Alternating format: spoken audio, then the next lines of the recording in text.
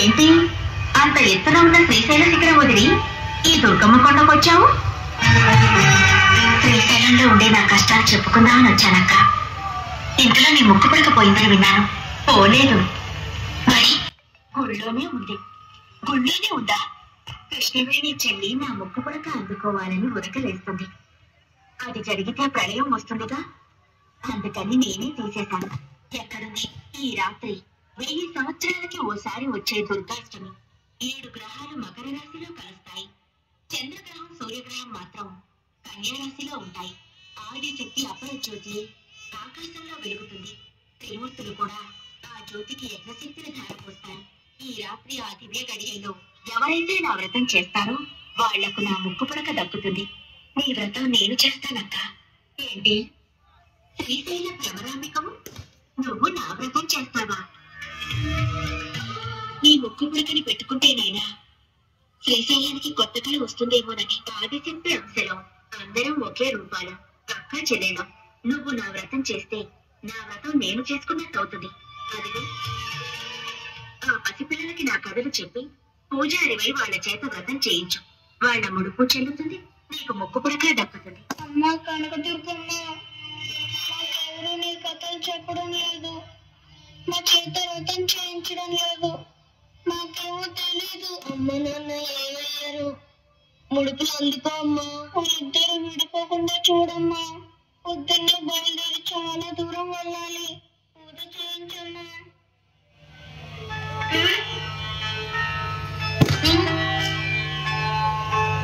ఏంటి పూజ చేయకుండానే పడుకున్నారే? పూజారి చేయించడం లేదు. పూజ చేయకపోతే ఏంట్రా?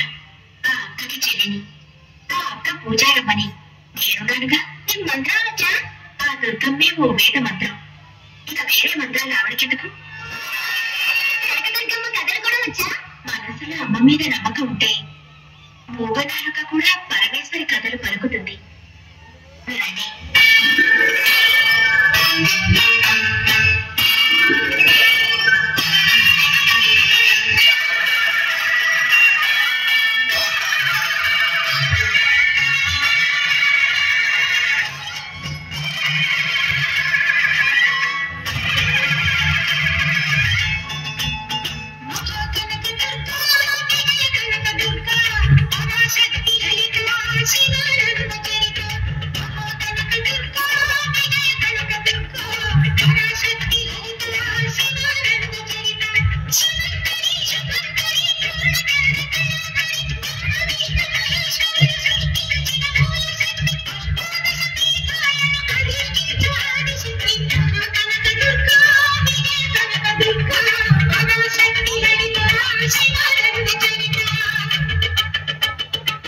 నిండు మనసుతో అమ్మ ఉందని నమ్మిన వారికి కళ్ళ ముందు కనిపించే దైవం ఉంటుంది.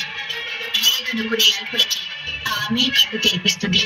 నైవేద్యాన్ని ఆ అమ్మనే పిలిచి తినిపించాలని వచ్చిన ట్రస్టీగారితో మాట్లాడొస్తాను. త్వరగా నైవేద్యం పెట్టేసి మేయర్ గారింటికి ప్రసాదం పట్టుకెళ్ళాలి. అవన్నీ తర్వాత అమ్మవారికి నైవేద్యం పెట్టాకే వెళ్ళు. నేను ట్రస్టీ గారితో ప్లేట్ల కలెక్షన్ గురించి మాట్లాడి వెంటనే వచ్చేస్తాను. ఎక్కువ మంత్రాలు చదవకుండా త్వరగా కానీ కుడిపాడపై నుండి జీడిపప్పు కదలకుండా నైవేద్యం పెట్టు. తినమ్మా తిను. నేను వేద పాఠశాలకు వెళ్ళాలి. ఆలస్యం అయితే మాస్టర్ గారు కొడతారు. తినమ్మా తిను. మా అమ్మ కదా తొందరగా రామ్మా. త్వరగా వచ్చి తినకపోతే నేను ఇవాళంతా పోతుంటాను.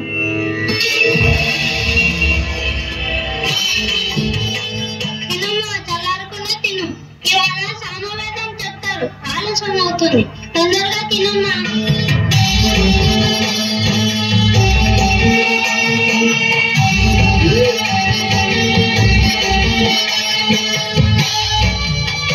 బాగుందా?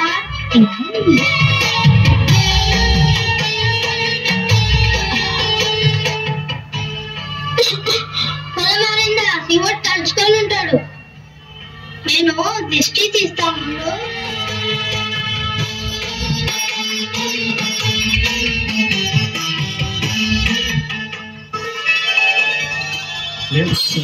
అవతల ప్రసాదం తీసుకెళ్ళాలి. ప్రసాదం ఏంట్రా? దుర్గమ్మ తినేసింది. విగ్రహం ప్రసాదం తింటేంట్రా? నిజంగానే అడిగించింది. నువ్వు తినేసి అమ్మవారి మీదకి నెట్టేస్తున్నావా?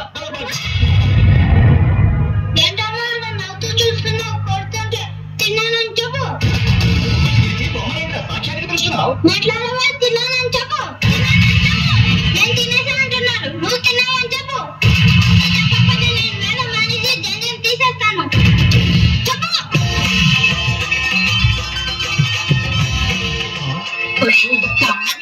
పెట్టి చెయ్యి కడగడం మర్చిపోయావేనా?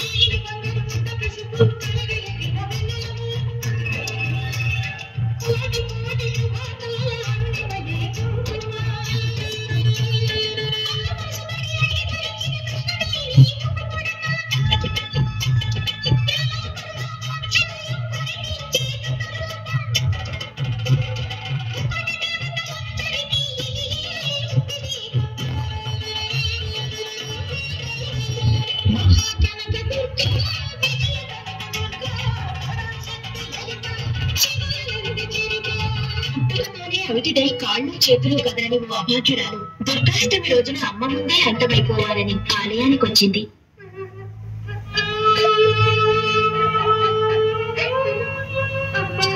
నేను చచ్చిపోవాలి, నాకు బతకాలని లేదు, చచ్చిపోవాలి, నేను చచ్చిపోవాలి.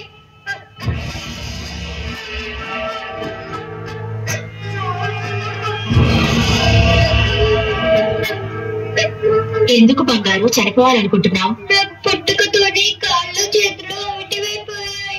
పిల్లలందరూ ఆడుకుంటుంటే నన్ను చూసి నాకే ఏడుపు వస్తుంది.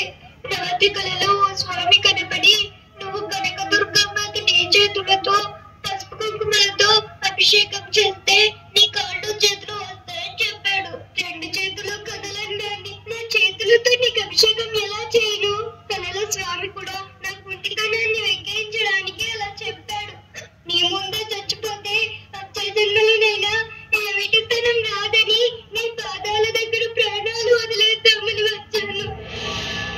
నన్ను నమ్ముకున్న నా వాళ్ళని నేను చావనివ్వను. కాళ్ళు చేతులు లేని ఈ బతుకు బతకాలని లేదు. నీ అవిటితనం పోతుందిలే. ఎలా పోతుంది?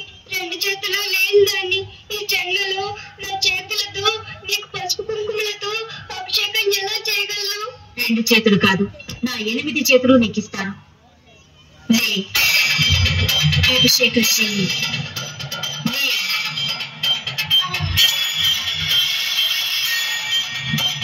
అభిషేకం చెయ్యి.